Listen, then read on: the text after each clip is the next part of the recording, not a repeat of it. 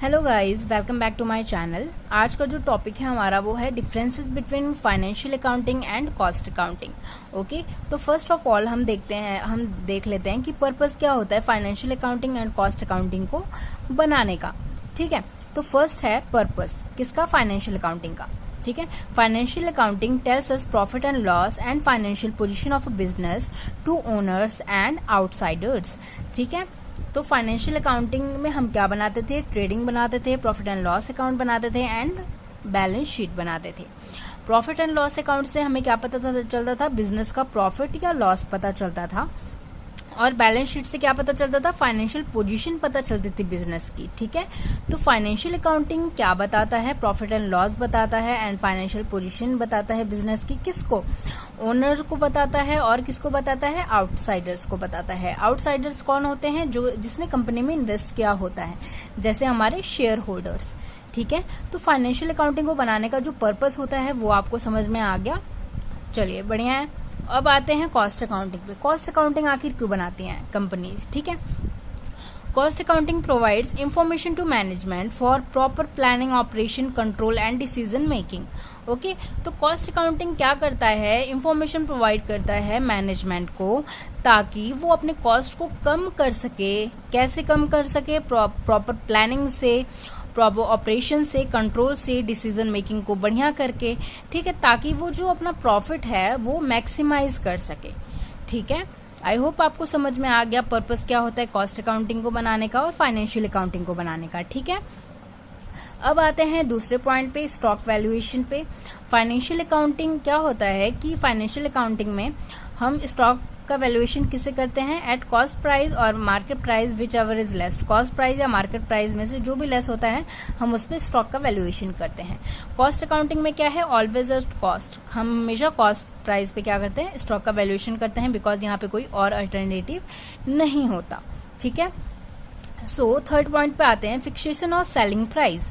Financial accounting are not maintain with this objective. ठीक है, selling price को fix करने के लिए फाइनेंशियल अकाउंटिंग नहीं बनाई जाती, मेंटेन नहीं की जाती। ठीक है, इसका ये ऑब्जेक्टिव नहीं होता कि सेलिंग प्राइस को हमें फिक्स करना है।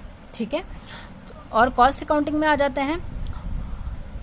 Cost accounting provide sufficient data for fixing selling price. ठीक है, तो cost accounting provide sufficient data provide करती है ताकि जो कंपनी है वो अपना सेलिंग प्राइस फिक्स कर सके। ठीक है, मान लेते हैं कि 8 रुपए पर यूनिट क्या है, हमने प्रोडक्ट बनाया, ठीक है, एस्टिमेट किया 8 रुपए पर यूनिट, एंड हमने इसमें जोड़ दिया कि भाई हमें 2 रुपए ना हर यूनिट पे प्रॉफिट चाहिए। ठीक है, तो हमने 2 रुपए ऐड कर दिया तो प्रॉपर कितना आ गया, 10 रुपए आ गया। ठीक है, मतलब हमने सेलिंग प्राइस को फिक्स कर दिया। सेलिंग प्राइस हमारी कितनी हो गई, 10 रुपए। ठीक है, तो ये ऑब्जेक्टिव होता है कॉस्ट अकाउंटिंग का।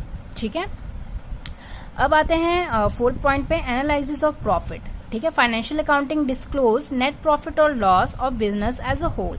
ठीक है, अब प्रॉफिट एंड लॉस में हमें क्या पता चलता था, प्रॉफिट हम बनाते थे ना फाइनेंशियल अकाउंटिंग में, trading account, profit and loss account, balance sheet.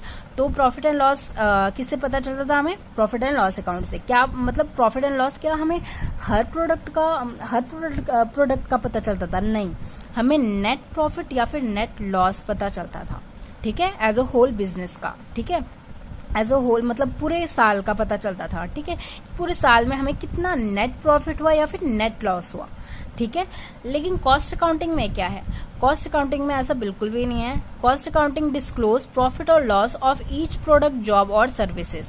ठीक है, तो कॉस्ट अकाउंटिंग हर एक प्रोडक्ट का, हर एक जॉब या हर एक सर्विसेज का अलग अलग प्रॉफिट या लॉस शो करता है मतलब। ठीक है, फिर आ जाते हैं 5वें पॉइंट पे, पीरियोडिसिटी ऑफ रिपोर्टिंग। ठीक है, कब रिपोर्टिंग होती है, मतलब फाइनेंशियल अकाउंटिंग कब बनाई जाती है। ठीक है, at the end of the year. हमें पता है बैलेंस शीट हम कब बनाते हैं, at the end of the year. ठीक है, तो ये at the end of the year prepare की जाती है फाइनेंशियल अकाउंटिंग। और कॉस्ट अकाउंटिंग क्या है, cost reports to management as and when desired. मान लीजिए आपको कोई कॉन्ट्रैक्ट मिला है, ठीक है, तो आप उसकी कॉस्ट तभी एस्टिमेट करोगे ना, या फिर ये वेट करोगे कि साल का जब एंड हो तब मैं प्रिपेयर करूं, नहीं, ऐसा नहीं होता। ठीक है, तो कॉस्ट अकाउंटिंग हम तब बनाते हैं जब मैनेजमेंट को मतलब रिक्वायरमेंट होती है। ठीक है, जब उनका मन करे। ठीक है, तो अब आ जाते हैं 6वें पॉइंट पे, स्टेटरी कंपल्सन। ठीक है, तो फाइनेंशियल अकाउंटिंग क्या होती है, मैंडेटरी होती है हर बिजनेस के लिए, ठीक है, उन्हें बनाना ही होता है, ठीक है। और कॉस्ट अकाउंटिंग क्या है, वॉलंटरी है, ठीक है, mandatory for only certain business, बस कुछ ही बिजनेस के लिए ये मैंडेटरी होती है, बाकी कॉस्ट अकाउंटिंग क्या है, वॉलंटरी है।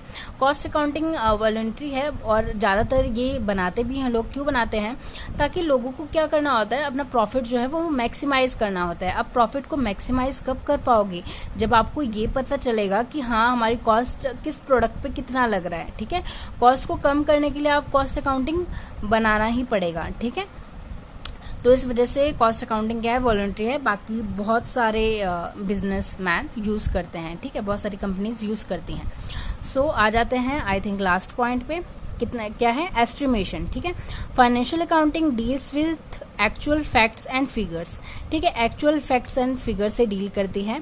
और जो कॉस्ट अकाउंटिंग है based on comparison between actual transaction and estimated cost, ठीक है। कॉस्ट अकाउंटिंग क्या करती है, पहले कोई भी चीज मान लीजिए, जैसे हम प्लानिंग नहीं करते कि हाँ मतलब बाजार जाते हैं तो हम प्लानिंग करते हैं कि हम बाजार जाएंगे तो शायद इतने की शॉपिंग कर लेंगे, पर क्या होता है जाने के बाद उससे ज्यादा हो जाती है, ठीक है, या फिर कम हो जाती है, ठीक है। तो उसी तरह से ये कंपैरिजन होता है based on comparison between actual transaction and estimated cost. मान लेते हैं एस्टिमेटेड कॉस्ट थी 8 रुपए, ठीक है, और एक्चुअल कॉस्ट कितनी आई, 10 रुपए आ गई, ठीक है, तो मतलब ज्यादा आ गई, ठीक है। अब जो डेफिशिएंसी है, मतलब जो गैप है इन दोनों का, उस पर ये फिर काम करना पड़ता है, ठीक है।